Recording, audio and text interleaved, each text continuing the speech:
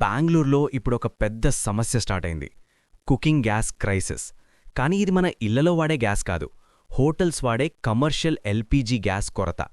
March 10 నుంచి బెంగళూరులో చాలా హోటల్స్కి గ్యాస్ సిలిండర్లు రావడం ఆగిపోయిందని హోటల్ అసోసియేషన్ చెప్తోంది. ప్రస్తుతం కేవలం 10% హోటల్స్కే గ్యాస్ అందింది.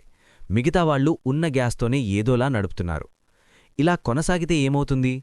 చిన్న టిఫిన్ సెంటర్లు, మెస్సులు, చిన్న రెస్టారెంట్లు తాత్కాలికంగా మూసేయాల్సిన పరిస్థితి రావచ్చు. దీంతో ఎక్కువగా ఇబ్బంది పడేదెవరు? స్టూడెంట్స్, బ్యాచిలర్స్, ఉద్యోగులు, బయట తిని బతికేవాళ్లు.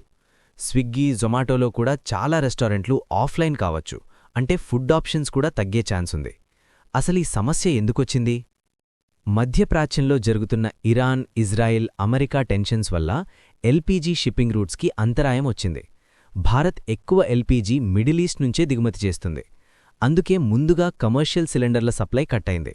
కానీ మంచి విషయమేమిటంటే ఇళ్లకు వచ్చే డొమెస్టిక్ సిలిండర్లపై ఇప్పటివరకు పెద్ద ప్రభావం లేదు. అయితే పరిస్థితి ఎలా మారుతుందో చూడాలి. ఇలాంటి ముఖ్యమైన విషయాలు సింపుల్గా అర్థమయ్యేలా తెలుసుకోవాలంటే ఫాలో ఎక్స్ప్లెయిన్ ఇట్ తెలుగు.